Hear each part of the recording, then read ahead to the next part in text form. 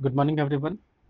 तो जो हम लोगों ने पढ़ी थी वेक्टर्स के बारे में, फिर पढ़ी थी हम लोग कंपोनेंट ऑफ वेक्टर्स के बारे में, और उसके बाद हम लोगों ने देखा था वेक्टर्स फॉर्म में हम लोगों ने इक्वेशंस ऑफ मोशन लिखा था। तो जब हम लोगों ने वेक्टर फॉर्म में इक्वेशन ऑफ मोशन लिखा था तो क्या लिखा था कि एक्स एक्सिस के अलोंग जो इक्वेशन ऑफ मोशन होगा, ठीक है, एक एग्जांपल के लिए था तो वो क्या था कि इनिशियल वेलोसिटी जो u लेंगे वो भी x कंपोनेंट का लेंगे, t लेंगे, प्लस हाफ एक्सलरेशन भी वही लेंगे जो एक्स एक्सिस के अलॉन्ग है, टी स्क्वायर।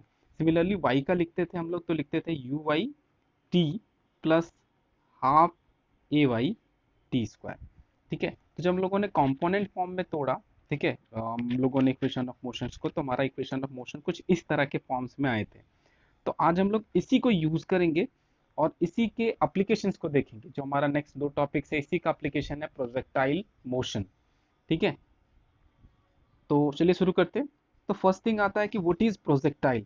तो projectile is basically when a object is thrown with some initial velocity and which then allowed to move under the action of gravity alone is called projectile। यानी कि आप initially किसी body को फेंकी, जैसे पत्थर छत पर से खड़े होकर के या फिर जमीन से फेंकते हो ना ऊपर के साइड, तो एक बार आप फेंकते हो एक पर्टिकुलर वेलोसिटी आप उस पत्थर पे लगाने के बाद, उस बॉल पे लगाने के बाद छोड़ देते हो। उसके बाद वो जो बॉल होता है वो उसी वेलोसिटी से, ठीक है, मूव करता है, उसकी वेलोसिटी चेंज करती है ग्रेविटी के कारण, और फिर फाइनली आकर के बॉल जमीन पे गिरता है। तो उस तरह के जो मोशंस होते हैं उसको हम लोग प्रोजेक्टाइल मोशंस कहते हैं। ठीक है, तो हम लोग देखेंगे उसमें से दो तरह के प्रोजेक्टाइल्स होते हैं। दो तरह के प्रोजेक्टाइल्स कैसे होते हैं, तो एक प्रोजेक्टाइल्स होता है, ठीक है, दो तरह के प्रोजेक्टाइल्स कैसे हुए, तो एक प्रोजेक्टाइल है जिसमें कि आप किसी हाइट एच पे खड़े हो और आपने यहाँ से पत्थर को, बॉल को थ्रो मारा। ठीक है, पहला टाइप हो गया ये। दूसरा टाइप हो गया आप एकदम हॉरिजेंटल सरफेस पे खड़ा हो, आपने क्या किया, कुछ एंगल के साथ बॉल को फेंका ऊपर के साइड। ठीक है, ये हो गया आपका सेकेंड कंडीशन। ये हो गया फर्स्ट कंडीशन, एक एच हाइट पे और वहां से आप बॉल को फेंक रहे हो, वो बॉल नीचे गिरेगा, कुछ इनिशियल वेलोसिटी के साथ आप फेंक रहे हो, वो बॉल नीचे गिरेगा। सेकेंड वाले में क्या है कि आप कुछ एक एंगल से बॉल को हॉरिजेंटल प्लेन से फेंक रहे हो, यहाँ से भी आप फेंक सकते हो ऐसे करके, पर आप ऐसे नहीं फेंक रहे हो, आपने सीधा सीधा ऐसे करके फेंका है। ठीक है, ये फर्स्ट कंडीशन हुआ। अगर आप यहाँ से ऐसे हाइट से फेंक रहे हो कुछ एंगल बना करके, तो वो सेकेंड कंडीशन हो गया। तो दो तरह के प्रोजेक्टाइल्स हुए। तो दो तरह तक के प्रोजेक्टाइल्स में आज हम लोग फर्स्ट टाइप का प्रोजेक्टाइल पढ़ेंगे। When a projectile thrown at height h, अगर हम लोग कोई बॉल को एच हाइट से सीधा सीधा फेंकते हैं, ठीक है, तो उस सिचुएशन पे इक्वेशंस ऑफ मोशंस क्या होंगे उसके बारे में देखेंगे। ठीक है, तो यहाँ पे क्या है, यहाँ क्या है कि ये एच हाइट पे है, ठीक है, और ये ग्राउंड है। एच हाइट पे था, उसने बॉल एकदम सीधी ऐसे फेंकी, एकदम सीधी ऐसे फेंकी। ठीक है, कुछ टाइम तक तो वो सीधा जाएगा, और उसके बाद वो एक्शन ऑफ ग्रेविटी, हमारी ग्रेविटी का रोल आएगा, जैसे ही ग्रेविटी का रोल आएगा वैसे ही बॉल हमारा नीचे के साइड गिरना शुरू करेगा। ठीक है, तो हम लोग इक्वेशन ऑफ मोशन लगाएंगे और फाइंड करने का दो चीज कोशिश करेंगे। हॉरिजन, इसमें तो हम लोगों को हाइट फाइंड करने का तो जरूरत है नहीं क्योंकि हम लोगों के पास पहले से हाइट पता होगा। तो हम लोग क्या फाइंड करेंगे कि बॉल कितने टाइम्स तक ट्रैवल किया, यानी टोटल टाइम ऑफ फ्लाइट, यानी कि बॉल जब आपने फेंकी और जब बॉल जमीन पे गिरी तो कितने ड्यूरेशंस लगा, कितना टाइम लगा, वो कितने टाइम्स तक इस तरह वो उड़ता हुआ रहा। ठीक है, टोटल टाइम ऑफ फ्लाइट निकालेंगे और फिर निकालेंगे रेंज, यानी कि आपने यहाँ से फेंका तो वो इसके, ठीक है, जिस हाइट पे आप खड़े हो वहां से कितने दूर पे जाकर के गिरेगा, यानी उसका रेंज कितना होगा। दो चीजों को कैलकुलेट करेंगे और हम लोग ये भी देखेंगे कि जो ये पाथ फॉलो करेगी वो किस तरह का पाथ फॉलो करेगी। ओके, ठीक है, तो हम लोग क्या करते हैं, एक बॉल को ना इनिशियल वेलोसिटी यू के से फेंकते हैं एट हाइट एच। ठीक है, then equation of motion along x axis. ठीक है, इक्वेशन ऑफ मोशन अलोंग, मैंने बोला कि हम लोगों ने पहले ही जस्ट देखा कि equation of motion motion along x axis क्या हो जाएगा, तो इनिशियल वेलोसिटी का एक्स कंपोनेंट, फाइन एक्सेलरेशन का एक्स कंपोनेंट। ठीक है, यही था ना हमारा equation of motion along x axis. पर जब equation of motion along x axis इस सिनारियो पे हम लोग देखेंगे तो हम लोग क्या देखेंगे कि जो एक्सेलरेशन अलोंग एक्स एक्सिस है, जब एक बॉल को एच हाइट से फेंका जा रहा है तो जो एक्सेलरेशन अलोंग एक्स एक्सिस है, इस एक्सिस के अलोंग जो है acceleration a x equal to zero. क्यों जीरो है, क्योंकि जैसे ही बॉल गिरना शुरू किया तो कैसे गिर रहा है, इस डायरेक्शन पे गिर रहा होगा, यानी कि वाई में चेंज आ रहा है। और y में चेंज आ रहा है तो एक्सेलरेशन जो कुछ भी चेंज आएगा y में वो ड्यू टू ग्रेविटी आएगा। इस तरह के रूल में तो एक फिक्स्ड हाइट पे, इस हाइट पे h पे आप क्या जानते हो कि यहाँ पे भी वैल्यू g होती है, यहाँ पे भी वैल्यू g होती है। अगर आपको नीचे गिराओगे तो g की वैल्यू अफेक्ट आएगी, ठीक है। यानी कि अगर आप यहाँ से यहाँ मूव कर रहे हो तो उसके कारण acceleration due to gravity will be zero.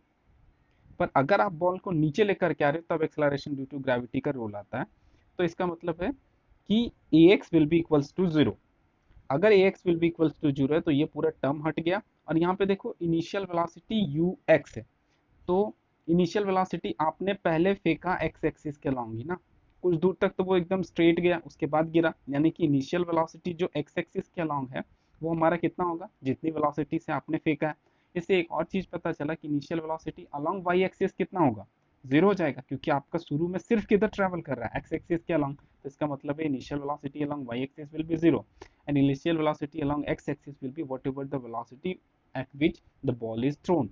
ठीक है, तो उस सिचुएशन पे ये जीरो हो गया हमारा, और हमारा ये इक्वेशन हो गया x is equal to u t. ठीक है, और हम लोग इसको चाहें तो, ठीक है, इसको इक्वेशन ए मान लो एंड इसको चाहो तो आप लिख सकते हो t is equal to x by u. ठीक है, इसको इक्वेशन ए कंसिडर करके रख दो। नाउ सेकेंड थिंग क्या करते हैं, अब हम लोग वर्टिकल कंपोनेंट देखते हैं इक्वेशन ऑफ मोशन का। वर्टिकल कंपोनेंट मतलब ये वाला, तो y equal to u y t plus half a y t square. ठीक है, कंपोनेंट फॉर्म पे लिखेंगे तो इसके बाद u y equal to zero, क्योंकि मैंने बताया क्योंकि आपने इनिशियली जब बॉल फेंका था तो बॉल सिर्फ एक्स एक्सिस के लॉन्ग ट्रैवल कर रही थी, वाई एक्सिस के लॉन्ग ट्रैवल कर नहीं रही थी, तो इसीलिए हमारा u y will be equals to zero. तो इस हिसाब से, और दूसरी है ए वाई इजकल टू, तो बॉल हमारी क्या हो रही है, नीचे गिर रही है, तो एक्स वाई एक्सिस के अलॉन्ग हमारी ग्रेविटी एक्सलरेशन कितना होगा, जो भी एक्सलरेशन ग्रेविटी होगा वो हमारा जी हो जाएगा, तो ये हमारा हो गया जी। तो y इक्वल टू हो जाएगा minus half g t square, क्योंकि इसकी वैल्यू हो गई है जीरो, तो y इक्वल टू सिर्फ बचेगा, ए वाई की जगह में g पुट कर दो तो हाफ जी टी स्क्वायर। ठीक है, तो अब आपके पास है y equal to half g t square, और t आपका कितने के बराबर था, x बाई यू को, तो पुट कर दो x बाई यू को, तो आप क्या देखोगे कि t का स्क्वायर करोगे तो यहाँ पे हो जाएगा x square by you square. अब ये स्क्वायर को, ये जो यू स्क्वायर है उसको मैं थोड़ा सा अंदर ले लेता हूँ। ठीक है, अंदर ले लिया तो अंदर आपके पास क्या आ गया, g by two u square whole bracket x square, और इसको चाहो तो y equal to k x square के फॉर्म पे लिख सकते हो। क्यों लिख रहे हैं अभी पता चलेगा, y equal to k x square के फॉर्म पे लिख सकते हैं। के क्यों, क्योंकि ये g जो ग्रेविटी है, ठीक है, एक्सलरेशन ड्यू टू ग्रेविटी वो फिक्स्ड होगा, टू तो फिक्स है, u जो माना है, आप जिस वेलोसिटी से एक बार बॉल को फेंक दिए वो भी फिक्स ही हो गया ना, तो अंदर वाले जितने टर्म है वो फिक्स है, x की वैल्यू डिफरेंट डिफरेंट होगी। डिफरेंट डिफरेंट कहने का मतलब क्या है कि आप y हाइट से बॉल को x से फेंक रहे हैं तो अलग अलग पोजीशन पे यहाँ से x की वैल्यू अलग अलग होगी, यानी ये x वेरी कर रहा होगा और ये y वेरी कर रहा होगा। y और x में वेरिएशन किस तरह से रिलेटेड है, तो y is proportional to x square. चूंकि y is proportional to x square है, इसका मतलब है कि ये जो इक्वेशन है y equal to k x square, ये इक्वेशन ऑफ पैराबोला है। और चूंकि ये इक्वेशन ऑफ पैराबोला है और y इस तरह के फॉर्म को फॉलो कर रहा है, इसलिए जो भी पाथ हम लोग उस बॉल को, जो हम लोगों ने बॉल फेंकी है, तो वो बॉल जो होगा वो जो भी पाथ फॉलो करेगा, वो जो पाथ होगा उसका जो नेचर होगा वो कैसा नेचर होगा, पैराबोलिक इन नेचर, यानी कि वो किस तरह का पाथ को फॉलो करेगा, पैराबोलिक, यानी कि कुछ इस तरह के पाथ को फॉलो करने का काम करेगा। ठीक है, तो ये था कि कैसा पाथ फॉलो करेगा। अब हम लोग दूसरा चीज क्या देखते हैं, टोटल टाइम ऑफ फ्लाइट निकालने का काम करते हैं कि कितने टाइम तक बॉल हवा पे रही। ठीक है, तो इक्वेशन सी में हम लोगों ने क्या देखा कि y equal to half g t square, यही था ना, half g t square, half g t square. अब हम लोग क्या कंसीडर करते हैं, when y equal to h, y equal to h कहने का मतलब है आपने इतने हाइट से फेंका, बॉल ट्रेवल करता हुआ जमीन पे पहुंच गया, यानी कि जब टोटल y h के बराबर हो गया, y h के बराबर कब होगा, यहाँ से आपने फेंका, h कब होगा, जब फाइनली यहाँ पे पहुंच जाए, क्योंकि ये डिस्टेंस h है, तो y इक्वल टू एच कब होगा, जब वो फेंका हुआ बॉल हमारे जमीन को टच कर जा रहा होगा। ठीक है, तो जब y इक्वल टू एच हो जाएगा तो जो हमारा टाइम होगा वो टी हो जाएगा। टी मतलब कि टोटल टाइम हो जाएगा, यहाँ से यहाँ पहुंच गया, यानी कि यहाँ से यहाँ आने में टोटल टाइम जो लगा।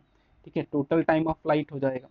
तो इसका मतलब है कि जब when y equal to h then t equals to t capital T which is the total time of flight of the ball.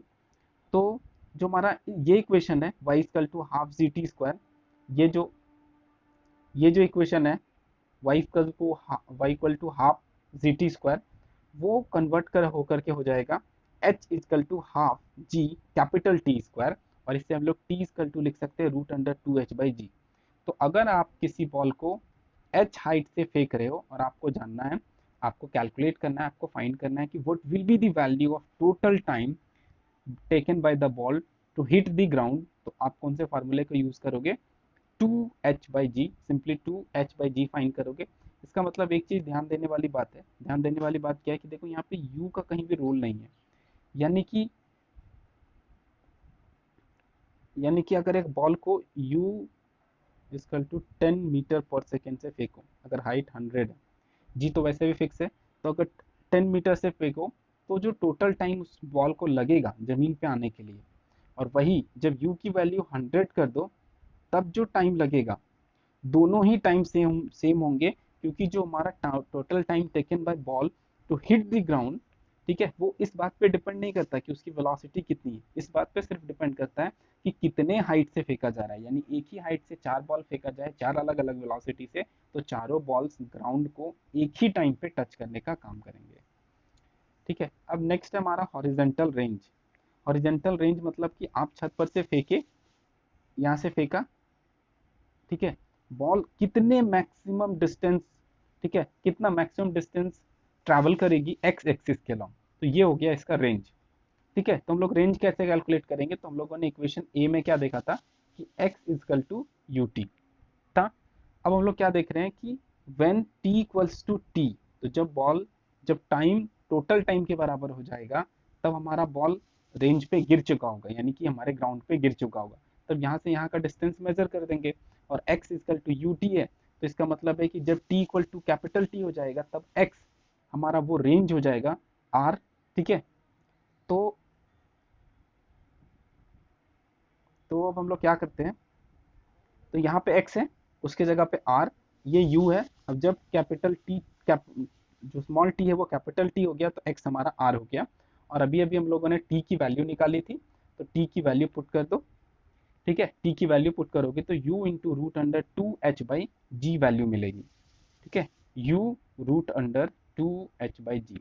तो इसका मतलब ये हुआ कि जो रेंज है वो इस बात पे डिपेंड करती है कि आपने कितनी वेलोसिटी से फेंकी, यानी कि अगर आप h हाइट से बॉल को फेंक रहे हो, अलग अलग वेलोसिटी से फेंकोगे, तो जो बॉल ड्रॉप करेगा हॉरिजेंटल प्लेन पे उसकी डिस्टेंस अलग अलग होगी, जिसकी जितनी ज्यादा वेलोसिटी होगी वो उतना ज्यादा रेंज होगा उसका, मतलब वो उतना ज्यादा दूर जा करके बिल्डिंग से गिरेगा। ठीक है, ये अगर u1 मानते हो, ये अगर u2 मानते हो, ये अगर u3 मानते हो, तो इसके रेंज इस बात पे डिपेंड करेंगे कि u1 u2 और u3 के रिलेशंस कैसे हैं, जिसका ज्यादा वेलोसिटी होगा उसकी रेंज भी ज्यादा होगी, क्योंकि हम लोगों ने देखा कि रेंज जो हमारा है वो वेलोसिटी पे डिपेंड करता है, कितनी वेलोसिटी से आपने फेंकी है। ओके, ठीक है, आगे नेक्स्ट क्लास में पढ़ेंगे।